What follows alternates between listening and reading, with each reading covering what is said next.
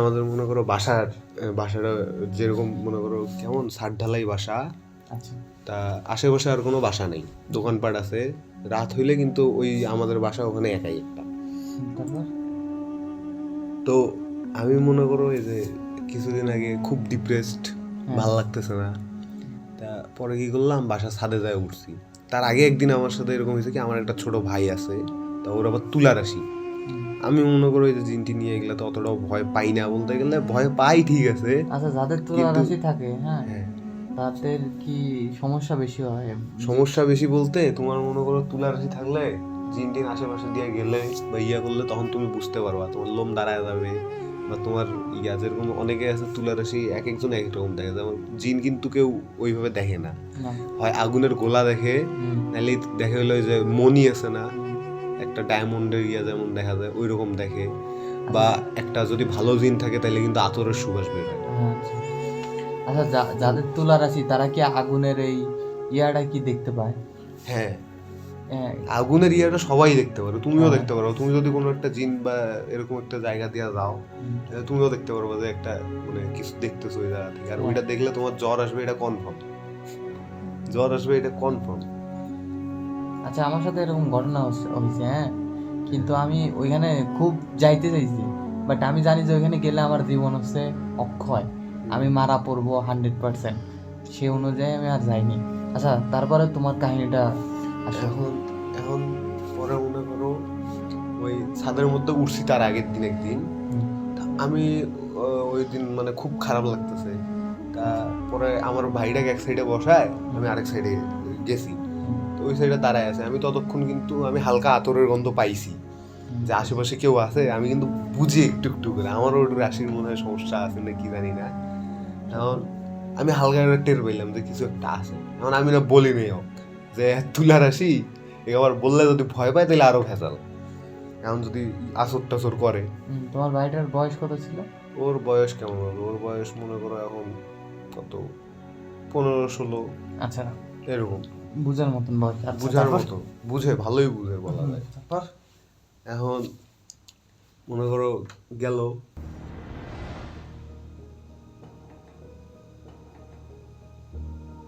এখন পরে ওই গন্ধটা পাওয়ার পরে আমি পরে আসি চুপচাপ, আমি কিন্তু বলি নাই, আমি আমার ধান্দায় আসি, আমি বুঝিয়াও আমার ধান্দায় আসি। তা এই একটু পর যখন আমার কাছে আসলো আইসা, তখন কিন্তু আতরের গন্ধটা আমি পাইতেছি, হালকা হালকা করে পাইতেছি যে আশেপাশে কেউ আছে, এটা আমি বুঝতেছি, কিন্তু আমি আমার মতোই আছি, যে আমার তো কোনো ক্ষতি করতেছে না। তা এই আবার কি হয়েছে, যখন আসলো না, এ আসিয়া কইতেছে যে ভাইয়া কেমন জানি আতরের কেমন একটা গন্ধ লাগতেছে। যখন কথাটা বললো, মনে হইতেছে তুমি এই যে দাঁড়ায় আছো না, তোমার আশেপাশে যদি 4-5টা ড্রাম, আতরের ড্রাম থুয়া দেয়, তাহলে গন্ধটা কেমন তীব্র লাগবে। একদম মনে হবে না যে একদম মনে হয় কিছু একটা ঢুকাই দিছে একটা কিছুর মধ্যে, বুঝা খেলা। মানে ওই বলার সাথে সাথে আতরের গন্ধ দিয়ে ভাসি গেল জায়গাটা, একদম পুরো ভাসি গেল। মনে হয় অনেক কজন একসাথে আসি গেল ওই জায়গায়, এরকম একটা হইলো।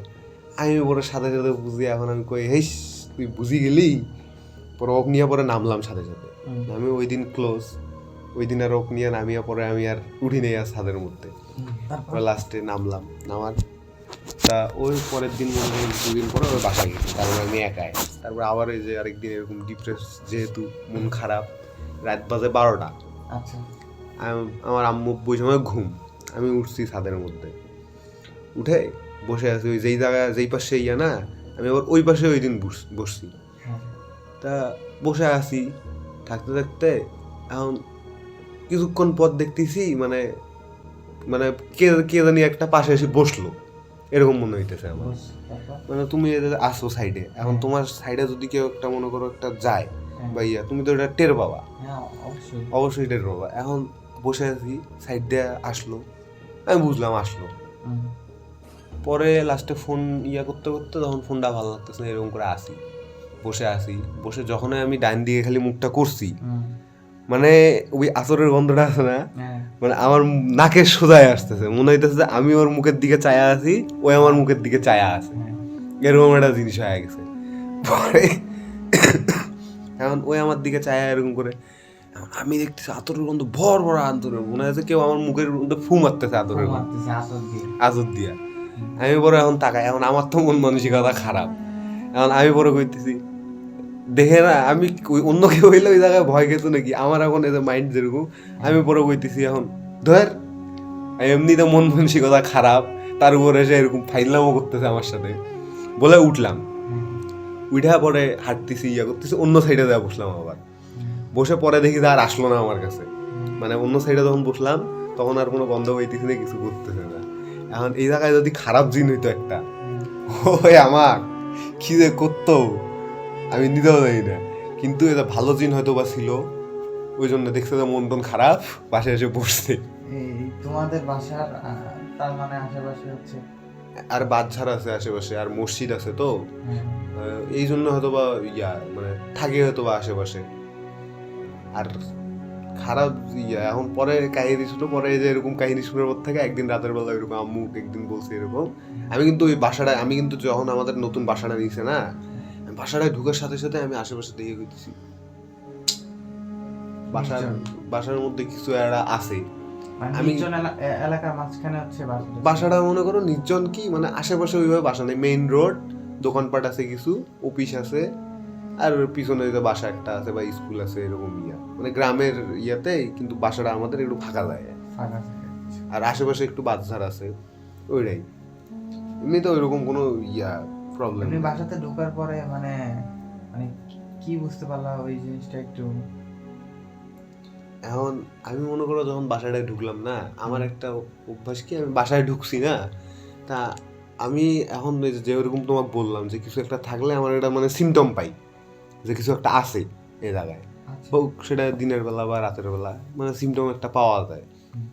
তা আমি পরে কি করলাম যে ইয়া বাসাটায় উঠে আমি প্রথমে ছাদের মধ্যে উঠছি, তখন সন্ধ্যাবেলা, এখন গোছ গাছ করার সময় ফার্স্ট টাইম ওই দিন ছাদের মধ্যে উঠে না, আশেপাশে যখন তাকাইলাম, তাকায় টাকায় সিঁড়ি দিয়ে নামলাম, ইয়া করলাম, নামে আমি আম্মুকে যা বলতেছি যে বাসার মধ্যে কিছু একটা আছে।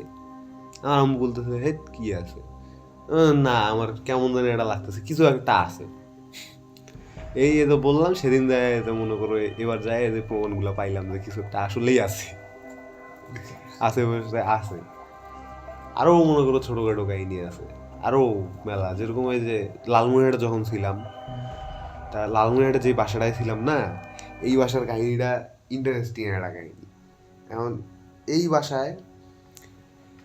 বাসার একটা মানে বাড়িওয়ালার ইয়েতে, আমরা বাসাটায় থাকার আগে বাড়িওয়ালার একটা ইয়া ছিল, মানে যে কাজের লোক থাকে না, কাজের একটা মেয়ে ছিল, কাজের মেয়ে ছিল, বয়সও মোটামুটি আমাদের এজের হবে এরকম, মানে 20+ বা 18+ হয়েছে এরকম একটা মেয়ে।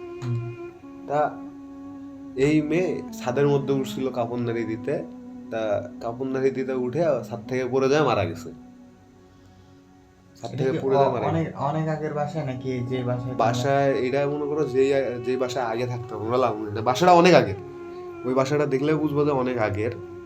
তুমি যে কাহিনীটা শেয়ার করলা ওটা কি মানে রংপুরের নাকি লালমনিরহাটে? এই যেই কাহিনীটা শেয়ার করলাম এটা হচ্ছে রংপুরের।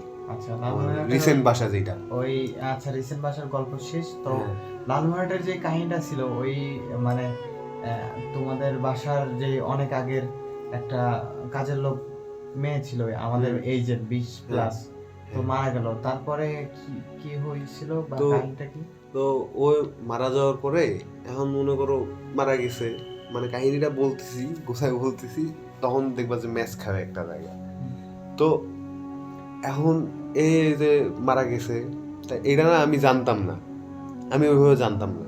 আর আমার তো অভ্যাস মনে করো, যেহেতু ছেলে মানুষ, রাত জাগি, রাত 2টা 3টা, যেমন রানিং 2টা বাজতেছে, ফোন এই সময় যে টিপি ইয়া করি, এখন ফোন টিপা অভ্যাস। তা আমার ওখানে রুমের জানলাটার পাশে একটা ফাঁকা জমি ছিল, আর আমাদের কিন্তু বাসার আশেপাশে সব হিন্দুদের বাসা, মানে ওই পিছন সাইডটায় মনে করো সব ওইটা হিন্দু একটা পাড়া বলা যায়, মানে পূজা টুজা ইয়া সবসময় চলে।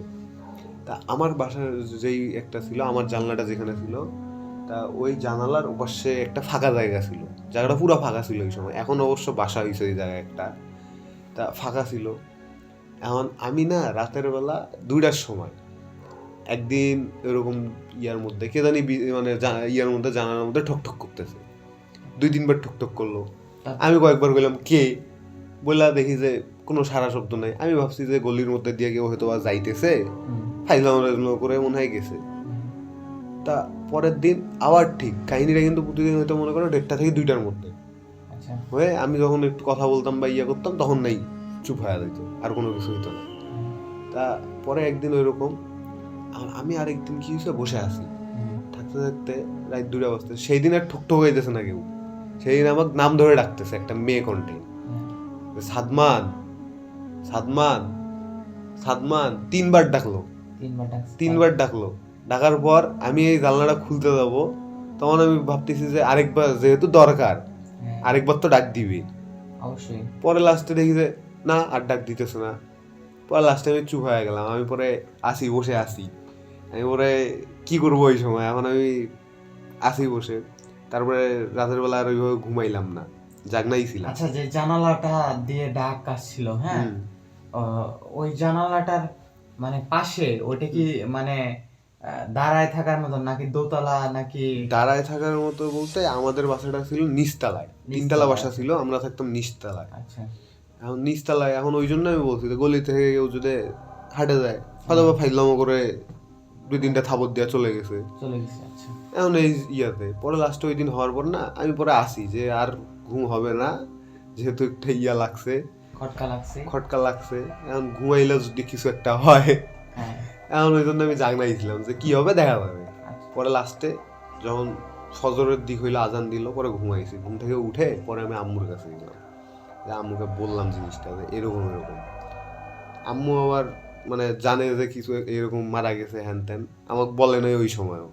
পরে লাস্টে আম্মুর সাথে একদিন এরকম একটা কাহিনী হয়েছে আবার ভর দুপুরবেলা।